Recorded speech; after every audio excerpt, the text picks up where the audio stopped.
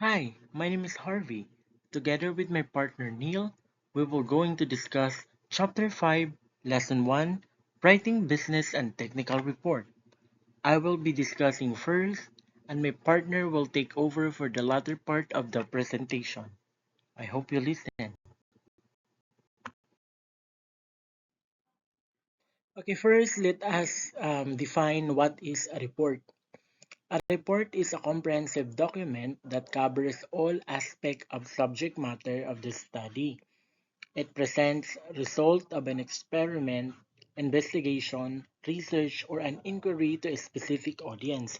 So it's basically a document that covers everything about the topic, including what you did and what you found out and what it means.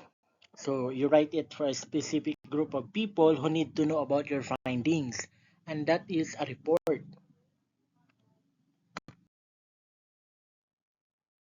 Okay, let's go down with the characteristic of a report. First, it presents information, not an argument. So it is a report that provides facts and data, not opinion or a persuasive content. Next is, it is meant to be scanned quickly by the reader. So reports are designed for readers to quickly hold key points. Next is, it uses numbered headings and subheadings. So report often organize content with headings and subheadings for clarity. Next is, it is composed of short and concise paragraph. So report use brief paragraphs for easy digestion and information. Next is, it uses graphic illustrations such as tables, graphs, pie charts, etc. So visual aids like tables, charts help convey complex data simply. Next is, it may have abstract or an executive summary. So report might include a brief overview for readers. Next is, it may or may not have references or bibliography. So reports can include citations, but it's not always required. Last is, it often contains recommendation and or appendices. So report may offer suggestions or include supplementary info in appendices. And that's are the characteristic of a report. In report, there are two categories. These are the formal and the informal report. So let's talk about first the informal report. So informal report, it functions to inform, analyze, and recommend. So informal reports provide information, examine data, and suggest actions. Next is, it may be in the form of a memo, financial report, monthly activities report, development report, research, and etc. So in informal reports comes in a various formats like memos or specific types of reports. Next is, it is written according to an institution's styles and rules. Introductory and preparatory parts are not required. So in informal reports, follow the organization's format. They don't need a formal introduction. Last is, it is used for conveying routine messages. So in informal reports are for everyday communication within the organization. Those are the informal reports. Let's go down now with the types of informal reports. Number one, progress report. This is the updates of the status of a project or a task. Number two, sales activity report. These are record sales, performance, and activities. Number three, personnel evaluation, an assessment of an employee's performance. Number four, financial report. It is a summary of financial transaction and status. Number five, feasibility report. These are the evaluation of a project practicality. Number six, literature review. The summary of existing research on a topic. Last is the credit report. It is the evaluation of individuals' or a business credit worthiness.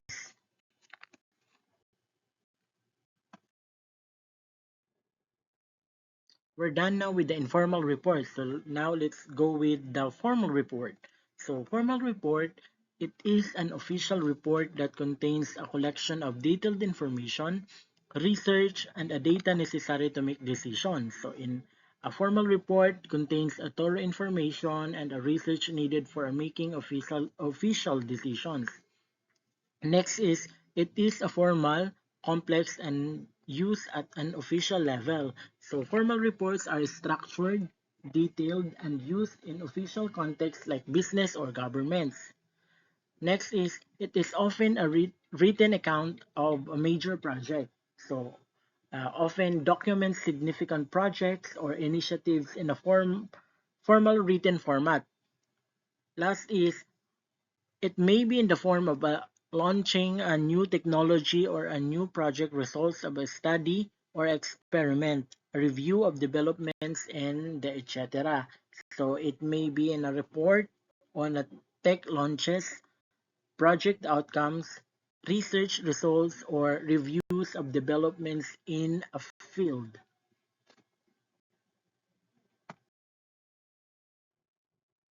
So let's talk about now the types of formal reports. So number one, informational report. It provides facts and data about a topic, presenting information in a straightforward manner without analysis or recommendations. Number two, analytical report. It examines and interprets data to draw conclusions or make recommendations, often involving evaluation or comparison. Number three, research reports. It presents findings from research or investigations, detailing methodology, results, and often conclusion based on the data collected. Number four, explanatory report. It explains a situation, process, or a phenomenon aiming to clarify or describe why something is in the case. Number five, progress reports. It updates stakeholders on the status of ongoing project activities, highlighting achievements, challenges, and future plans.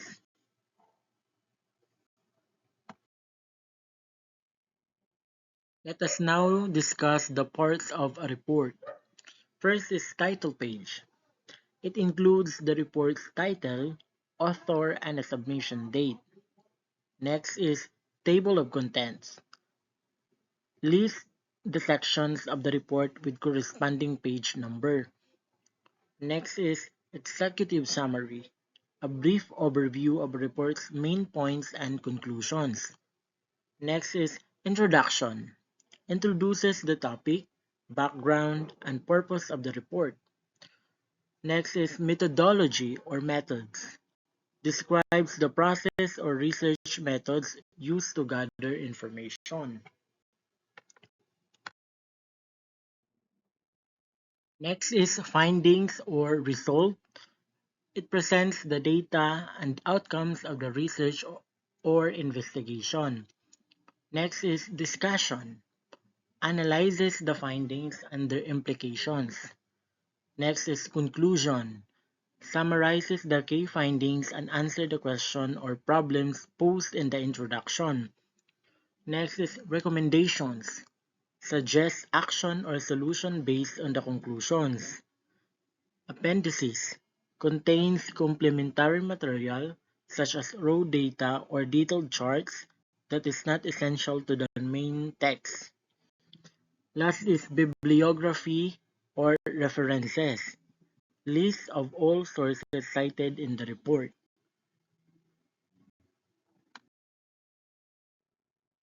Let us proceed now with business report. So, what is a business report? It is a formal document that presents information, data, and analysis to help a company make informed decisions. This report can serve many purposes, such as justifying a decision, tracking progress, investigating risk, or summarizing a project findings. So this only means that A business report is an official paper that provides facts, numbers, and expert opinions to aid companies in making smart choices.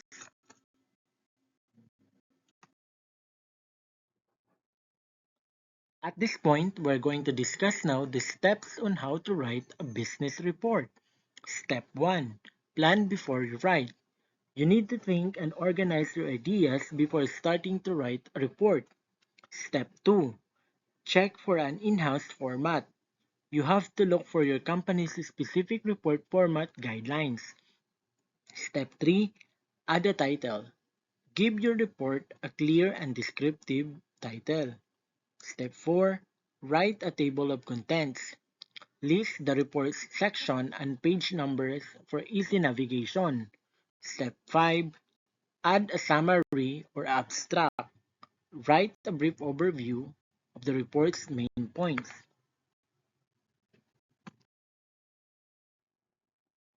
Step 6. Write an introduction. Briefly introduce your research topic, providing context and stating the purpose of your study. Step 7. Outline your methodology. Describe the methods and approaches used to collect and analyze data for your research. Step 8. Present your findings. Report the result of your research, highlighting the key discoveries of outcomes. Step 9. Finish with conclusion and recommendation. Summarize main points and suggest action or future research based on your findings. Step 10. Add a bibliography and appendices. List sources used and include supplementary materials that support your research. The last but not the least, step 11. Proofread. Review your work errors in grammar, punctuation, and spelling to ensure clarity and professionalism. That concludes my part of the presentation. Now, I will handle it over my partner, Neil, who will discuss the remaining section of our report. Thank you for listening. Bye-bye. Hello, my name is Neil Ryan M. Erasca. This is my report for technical report.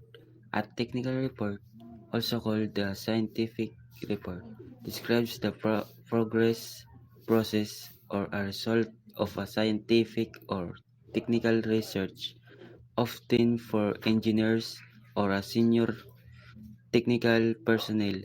The structure is very similar to a business report, but with a stronger emphasis on the technical details, procedures, and data.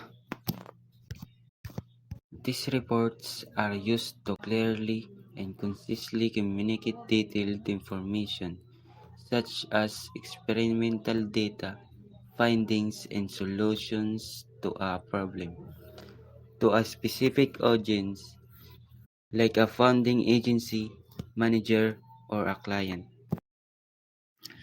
Key characteristics. Purpose: to document and share the details of a technical work, often for internal use or for a specific client or sponsor. Content includes a detailed account of a project's process, results, and findings, which can be more comprehensive than a subsequent journal article. Structure: organized into sections to allow different readers to find the information they need quickly. Audience: written for a specific audience, such as other engineers, researchers, or managers. So the content and the style should be tailored to their needs. Review: generally not subjected to a board peer review process, unlike a journal article. Common components: abstract or executive summary, a brief of overview of the entire paper, summarizing the main points, methodology, results, and conclusions. Introduction and background. An introduction to the research topic, providing context, stating the research question, and reviewing relevant literature. Methodology or procedures. A description of the research design, methods, and procedures used to collect and analyze data. Results of data. A presentation of the findings including any data, tables, figures, and graphs. Discussions and analysis. An interpretation of the results, relating them to the broader context and implications. Conclusions and recommendations. A summary of the main findings, implications, and suggestions for the future research or action. Appendices. Supplementary materials that supports the research, such as raw data, extra figures, or detailed descriptions of methods. What makes a good technical report? A good technical report is easy to recognize. Its title is precise and informative, and its format logical to the reader, with headings to indicate the content of each section. Diagrams are well presented and clearly labeled. There are no absolute rules on report production, because every report must be adapted to the needs of its reader. This guide, however, suggests that there are laws of good report written which should be generally applied but broken if necessary. 10 laws of good report writing. Number 1. Produce the report for your readers. Tailor your report to your audience, needs, and expectations. Number 2. Keep the report as short as possible. Be concise and focused to hold your readers' attention. Number 3. Organize information for the convenience of the reader. Structure your report logically and use clear headings. Number 4. Include accurate references.